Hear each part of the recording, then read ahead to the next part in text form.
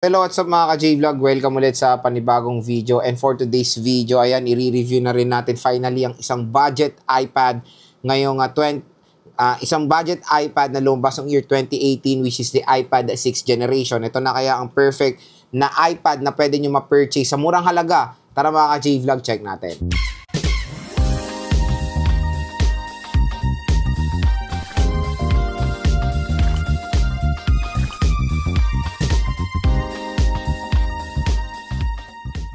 So yan, shoutout sa mga nakanood ng pagbili natin ng iPad 6th generation, of course, sa Green Hills. At bumili tayo sa isa nating trusted seller sa Green Hills, which is yung J&J Gadget Store.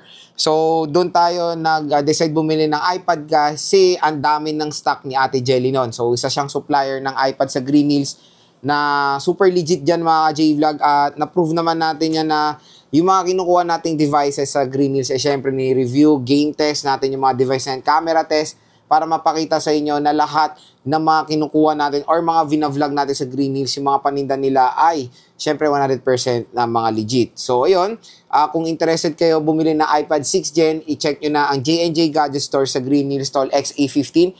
Ilalagay ko po sa description box yung kanyang shop. And of course, meron pa tayong isang go-to, ang nag-iisang diwata sa Green Hills, si Mayet ng CMB Gadget Stall XA07, second floor Green Hills, San Juan City. So, usapang presyo tayo dito sa iPad 6th Gen. So, yung iPad 6th Gen ngayon mga J-Vlog, usually 128GB with cellular ang binibenta ni Ate Jelly. So, makakuha na kayo neto ng 10,000 mga J-Vlog sa 6th Gen na cellular, 120GB. So, there's a possibility pag may makita kayo sa ibang shop or sa ibang na iPad 6th Gen, Wi-Fi, mas mura pa yan, expect nyo na yan. Pero again, yung sinasabi natin, yung review unit natin mismo, yung cellular data na iPad 6th generation, 120GB. Kasi usually, yung mga paninda ngayon dun sa mga binablog natin sa Green Hills is puro with cellular data. Ang in-explain nila, napakakunti lang naman daw ng price difference ng Wi-Fi sa cellular, kaya mas binebenta nila is yung with cellular data. Na-release ang iPad 6th generation noong year 2018, na meron tong price tag na 20,000 plus. At ito yung first ever iPad na support ng Apple Pencil first generation. So sa iPad 5th Gen, syempre hindi pa po yan na support. At ang magandang balita dito sa iPad 6th Gen, isupport pa to hanggang iOS 17. So expect nyo na magiging matagal pa rin magagamit itong device na to, even though mga J-Vlog na 7 years na itong device na to. So sobrang tagal ng lifespan ng mga iPads, expect nyo na yan. Pwede pa nga tayo makagamit ng iPad Air 2, di ba? Sobrang tagal na lumabas ng Air 2 pero very usable pa siya kasi hanggang iOS 18 pa siya. Nakakagamit pa rin tayo ng iPad 5th generation. Soon, lahat ng mga iPads, i-review rin natin yan isa-isa para rin makatulong sa inyo sa inyong buying decision. Pag gusto nyo bumili ng mga budget iPads na pwede nyo magamit for school, sa online business nyo, is for gaming and all. Kasi iPad mga ka-J-Vlog is parang all-rounder when it comes sa consumers. Pwede natin gamitin nga yan pang gaming. Depende sa chipset, syempre large display sa mga moviegoers dyan. Sino ba naman ang ayaw manood sa malaking display ng device, di ba? And of course, sa mga business, nakikita natin, ginagamit din nila is iPad or tablet, di ba? So, kumbaga ang iPad is pwede natin magamit kahit saan mang perspective. Syempre yung iba, cut action. At yung iba naghahanap talaga ng murang iPad na magamit lang nila. Kaya magamit lang nila. So again, itong iPad na pinurchase natin sa Green Hills is marami silang kumbaga pag bumili kayo dito kompleto na may case na, may tempered glass na. Yung ibang shop nag-o-offer ng with pencil Depende again sa shop yan nag-o-offer ng pencil, may charger and all. Kumbaga, kumpleto recados na tayo dito sa iPad 6th generation natin. So, itong tablet na to ay merong 9.7 inches IPS LCD display. At tignan nyo, syempre, yung design nito is yung very old school na merong big bezel at touch ID. So, nakakamiss din yung ganitong design ng iPads. And si iPad 6th generation is not laminated display. So, kumbaga, pag titignan nyo closer yung device na to sa display, meron pong gap between sa LCD at yung mismong display niya, yung screen display. So, pag pinindot nyo yan, parang hollow yung tunog niya. So, syempre nakaka-apekto yun sa precision ng pencil.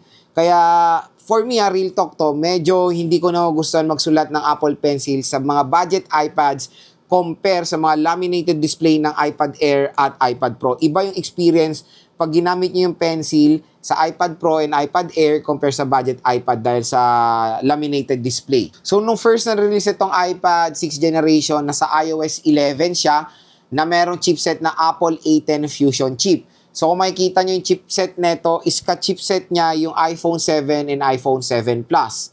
So, kung makikita nyo yung iPhone 7 and 7 Plus, naputol na yung iOS update nila sa sa iOS 15. Pero tong iPad, same chipset, pero naputol yung update nila sa iOS 17. So, dito natin napapatunayan na mas mahaba yung software update ng iPads compare sa iPhones. So, iba't ibang storage ang offer nito. Meron pa tong 32GB that time, 32 and 128GB ang in-offer. Wala po tong 64 and 256. So, 2 variants lang yan. And dati 32GB, ewan ko ba, minsan yung consumers ayaw na yan, sobrang liit na yan. And even 64 ngayon, sobrang liit na, di ba? So, yung 32GB sa bibili nyo 6 Gen, siguro pang ano na lang yan, casual things na lang yan, pang nood nyo na lang yan. Hindi na kayo makaka-store ng masyado dito sa 32GB. So, 128 na talagang best option nyo for the iPad 6th generation. Dating sa battery na itong device na to, napakalaki ng battery ng iPad 6th Gen. Nasa 8,800 plus milliamp hour battery capacity. So, syempre, expect nyo na mga battery ng iPads, makukunat yan. Eh, syempre, wala tong battery health sa settings. Pero, pag bibili kayo sa Green Hills, doon sa mga trusted nating seller, pwede natin sila i-trio tools para makita nyo yung legit na battery health ng inyong device at yung cycle count. So, very important yan pag bibili kayo ng device, always check sa Trio Tools para very transparent din. Para tingnan nyo kung palit na ba yung battery or not, tugma ba yung cycle count do sa battery health. Pero dito sa mga seller natin sa Green Hills, sinasabi naman nila yan kung palit na yung battery or not. Very transparent sila. Kahit napalit naman yung battery, as long as yung pinalit na battery is maganda or original at maayos yung nagpalit. And dyan naman, napatunayan naman ng mga sellers natin dyan na lahat ng mga pinalit nilang battery is napaganda ng condition. So, explore natin yung nabili nating iPad 6th generation sa Green Hills. So, yun nga, again, nabili natin ito sa J&J Gadget Store. At ang kinuha din natin is jelly case na lang. So maganda sa iPad 6th generation is hanggang iOS 17 pa to. So, madami pa kayo malalagay na mga applications dito sa device na to. And yun nga, nag-download tayo ng mga games dito na giname test din natin itong si iPad 6th Gen, like the Mobile Legends COD, Honor of Kings COD, Genshin Impact, and Firelight 84. And so far, sa ML pa lang tayo nakapaglaro, pero stay tuned, i-game test nga natin to. So, sa mga hindi nakakalam, when it comes sa iPads, is meron tong, when it comes sa display niya, kung makikita nyo, ayan o, yung black dyan. So, may gap doon sa LCD tsaka sa mismong display. Kaya pag tinap nyo yan, parang may hollow siya. Parang may space between yung LCD at display. Pero sa mga iPads na latest, like the iPad mini 5th generation, the iPad Air na bago, is hindi po hollow mga display nun. So, laminated na ang display nun. Wala nang gap between the LCD and the display para mas precise or mas magandang precision sa Apple Pencil. So, dito, medyo hindi ako komportable mag-Apple Pencil, to be honest, sa budget iPads na merong hollow display dahil parang hindi siya precise. Pero although the Apple Pencil is a big help, pero yon, when it comes sa ML, pag naglalaro rin tayo dito, is when it comes sa aspect ratio niya, okay naman yung display, malaki, di ba? So sa mga mahilig sa games, panigurado medyo nyo naman yung large display na itong iPad 6th generation. Again, it can handle modern games pa naman. So, sa back cover, so sa back niya is aluminum body itong device na to. So, yung mga benta naman ni Ate Jalyn na iPad is with cellular data. So, ito yung SIM tray niya, nasa right side po. And nandito yung volume rocker. Meron siyang single rear camera system. And syempre, the iPad logo. And syempre, the Apple logo. At ito nga pala mga J-Vlog, yung gilid nito is, ito yung naalala ko talaga sa iPhone 5 and 5S. So, dito kasi na-introduce sa iPhone 5 yung ganyang gilid. Sa iPhone 5 nga, mas shiny dito eh.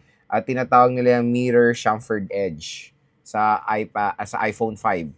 So, napakabilis matuktukan nito. Pag nahulog nyo lang to, mabubukulan na to or magkakadent na. So, ito yung very So ito yung very so ito yung very crucial sa iPad, yung gilid niya. Pag natuktukan to, madali siyang magkaroon ng dent.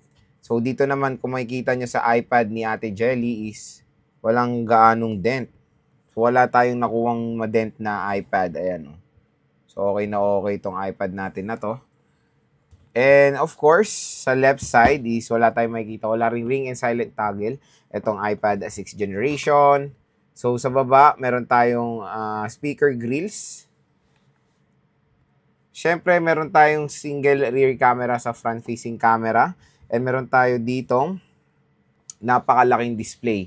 So, it is an IPS LCD display, ang iPad 6th generation. It is a 9.7 inches display. So, screen size is 9.7 inches. At ang chipset neto, mga ka-J-Vlog, quick trivia lang, is the Apple A10 Fusion chip. So, yung Apple A10 Fusion chip, yan po yung chip na makikita rin natin sa iPhone 7 and 7 Plus na merong Apple A10 Fusion chip. At ito pa yung nakakagulat. Sa iPhone 7 and 7 Plus, hanggang iOS 15 lang at naka-Apple A10 Fusion yon. Pero tong iPad 6th generation, naka-Apple A10 Fusion, pero hanggang iOS 17 pa po ito.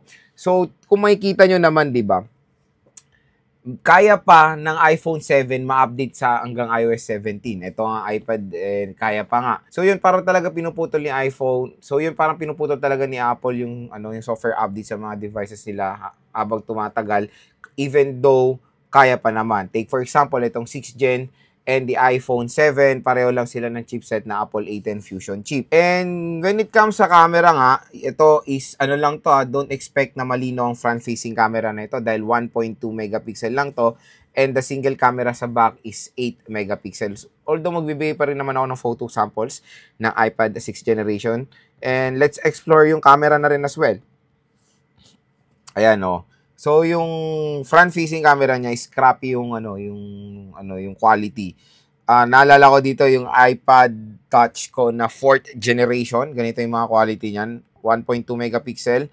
And, again, wala namang gaanong gumagamit ng camera ng iPad, di ba? Sino ba naman ang malakas ng trip ito gagamitin mo pag namamasyal ka, di ba? Pero although may nakikita ko, pero iilan lang again. Kaya siguro hindi nga nagfo-focus si Apple when it comes sa camera talaga ng iPads. So the camera of the iPads is very important lalo na sa FaceTime or video call.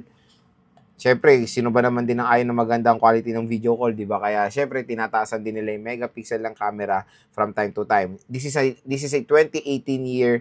This is a year 2018 model ng iPad, kaya expect nyo na medyo pa talaga. Low specs pa yung camera niya. Pero again, yung budget iPad ngayon is paganda na paganda, like the iPad 10th generation na sobrang benta. Of course, sa Green Hills. Comes sa battery capacity nitong iPad 6th generation, napakalaki ng battery nito. 8,800 plus milliampere. So, again, sa Green Hills naman, kay Ate Jelly is pwede natin tong Patrio tools. Nakikita rin natin doon yung battery health ng iPad nyo. Nakikita nyo rin yung cycle count. So, yun yung maganda. Very transparent naman sa shop na yan, mga ka-J-Vlog. And napaganda ng quality ng nakuha nating iPad sa J&J Gadget Store. And even the Touch ID is working properly, mga ka-J-Vlog. So, ito yung nakaka-miss, of course, sa iPad is yung Touch ID. Nawala na po yan even sa mga latest iPads. Lahat po ng iPads ngayon naka-full screen na. Pero magandang balita nga, again, dito sa iPad 6th generation, it can support Apple Pencil 1st generation. And syempre, lightning port po itong device na to. When it comes sa kanyang portability, again, manipis lang itong iPad 6th generation. Magaan din naman siya. Pero pag nilagyan nyo to ng mga malalaking case, magiging bulky talaga siya. Kaya ako, ang pinili ko is slim case lang, like a jelly case, para hindi siya ganun kabigat. Pero ang neto is wala siyang patungan. Diba? So, yung ino-offer kasing ibang case ng J&J is meron silang leather case doon na merong patungan na, pero magiging bulky lang talaga yung device nyo. So, ito, kung gusto nyo ng mas slimmer case, I suggest go for the jelly case na ino-offer din ng J&J Gadget Store. Ayan. So, yun mga ka-J-Vlog, ang pinaka-main question dyan, Lods, okay ba i-purchase pa rin ng iPad 6th Gen kahit na wala na siyang update? To be honest mga ka-J-Vlog, yes, very sulit pa rin naman tong i-purchase. Again, sinabi ko nga pati 5th gen is available pa rin at pwede pa rin natin magamit yan. Yung 5th gen, I think hanggang iOS 15 yan.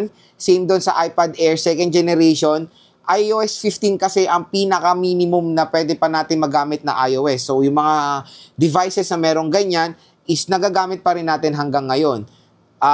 Kasi yung mga applications, syempre, Facebook, TikTok, Messenger is still supported ng iOS 15. Nakakapag-download pa rin tayo and meron pa rin yung mga security updates. Kaya very usable pa rin yung mga device na yan. Paano pa dito sa 6th gen?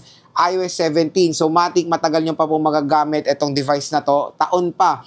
Kumbaga, itong 6th gen. And the Apple A10 Fusion chip, nag-test ko na itong iPad 6th gen, is kaya pa naman, nakalaro pa naman tayo sa device na to na mga modern games. Okay naman maglaro, pero syempre yung mga ibang consumers hindi sanay sa mga malalaking device pag ginagamit natin sa gaming. Nakakangawit, di ba? So, kailangan nyo ng patungan pag maglalaro kayo sa mga malalaking iPads. So, again, tulad ng sinabi ko kanina sa earlier part ng ating video, napakaganda ng iPad. Kumbaga, all-rounder to. Very useful siya sa mga consumers out there dyan na naghahanap ng go-to na device na pwede nating magamit na merong malaking display. At syempre, kahit na mga older iPads yan, ganyan pa rin po makikita natin ka-relevant ang mga older iPads. So again, makunat battery nito, malaki yung screen, perfect na perfect manood, maglaro, mag-social media. So kung interested kayo sa iPad 6th generation, wag na kayo magdalawang isip pa. Pumunta na kayo sa recommended nating shop, ang J&J Gadget Store Stall XA15. Nag-offer sila ng mga iba't ibang iPads doon, mga ka-J-Vlog. And kung naghanap din kayo ng Apple Pencil, ayan, meron din naman silang available dyan sa J&J Gadget Store. So again, final conclusion, napakasulit pa rin naman i-purchase ang iPad 6th generation ngayong 2025.